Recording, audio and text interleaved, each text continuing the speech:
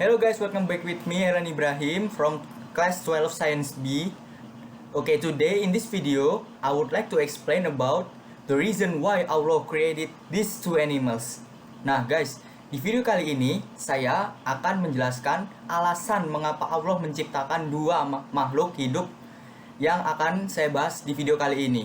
Saya akan membahas dua makhluk hidup atau hewan saja ya guys. Nah, seperti yang kita tahu, Allah menciptakan alam semesta, bumi beserta isinya bukan tanpa ada tujuan atau hanya sekedar diciptakan saja. Namun Allah menciptakan alam semesta dan bumi ini memiliki tujuan, dan juga Allah menyelipkan segala kebesaran dan keagungannya di dalam hasil ciptaannya ini.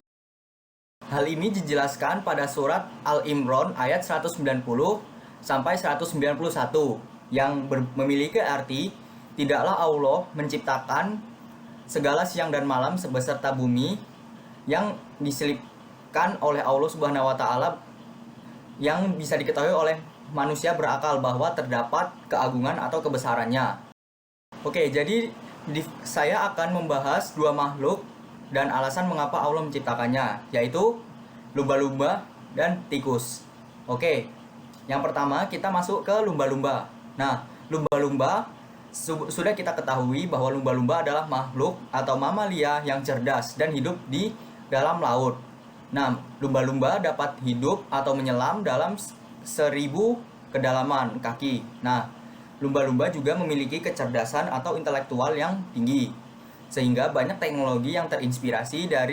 Nah, lumba-lumba diciptakan oleh Allah karena lumba-lumba dapat memberikan sumber informasi untuk manusia supaya dapat mengembangkan sebuah teknologi. Contohnya apa? Contohnya seperti mata. Nah, mata manusia dapat melihat di daratan, namun hal ini tidak berlaku di bawah laut. Manusia akan merasa perih dan mata mereka akan merah saat melihat di bawah air. Nah, hal inilah yang membuat para ilmuwan berusaha untuk meneliti atau menemukan sebuah teknologi yang dapat membantu manusia melihat di bawah permukaan laut. Nah, disinilah mereka mendapatkan inspirasi dari mata lumba-lumba yang dapat melihat jelas atau fokus di bawah air, karena lensa pada mata lumba-lumba dapat mengkerut dan mengembang di bawah air, sehingga lumba-lumba dapat melihat keadaan di bawah air dengan jelas. Inilah juga alasan mengapa Allah menciptakan lumba-lumba, karena tidak hanya memiliki intelektual atau kecerdasan yang tinggi, lumba-lumba juga adalah hewan yang sangat baik dan penolong. Lumba-lumba memang pernah menyelamatkan anjing yang terhempas ke dalam lautan. Lalu lumba-lumba mengangkatnya ke atas permukaan. Nah, hal ini juga dijelaskan dalam Al-Quran juga bahwa lumba-lumba adalah hewan yang memiliki hati yang baik, suka menolong, dekat dengan manusia, dan lain-lain. Nah, itulah mengapa Allah menciptakan lumba-lumba. Nah, yang kedua adalah tikus.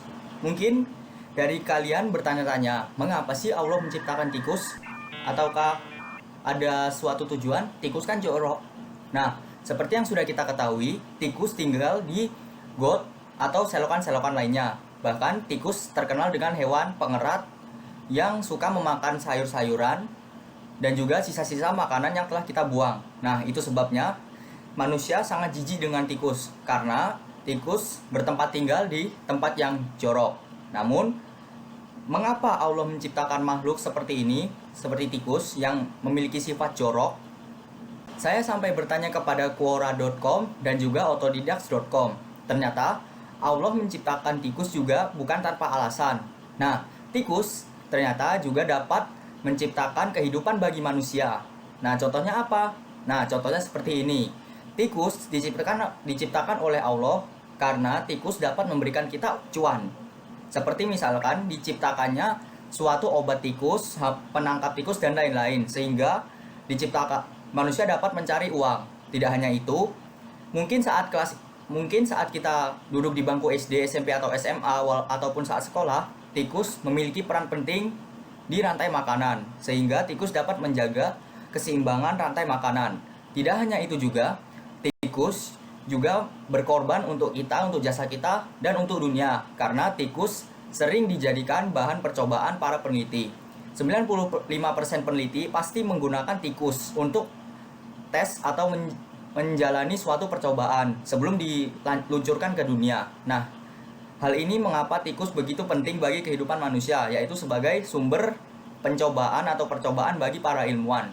Nah, yang terakhir tidak kalah penting, tikus juga ternyata memakan makanan sisa dari kita. Hal ini bertujuan agar tidak adanya mubazir atau makanan-makanan yang terbuang sia-sia oleh para manusia, sehingga nantinya makanan sisa tersebut akan dihabiskan oleh tikus dan tidak terjadi hal yang dinamakan mubazir. Nah, itulah video singkat tentang dua alasan mengapa Allah menciptakan tikus dan lumba-lumba dan tikus. Sekian dari saya. Wassalamualaikum warahmatullahi wabarakatuh.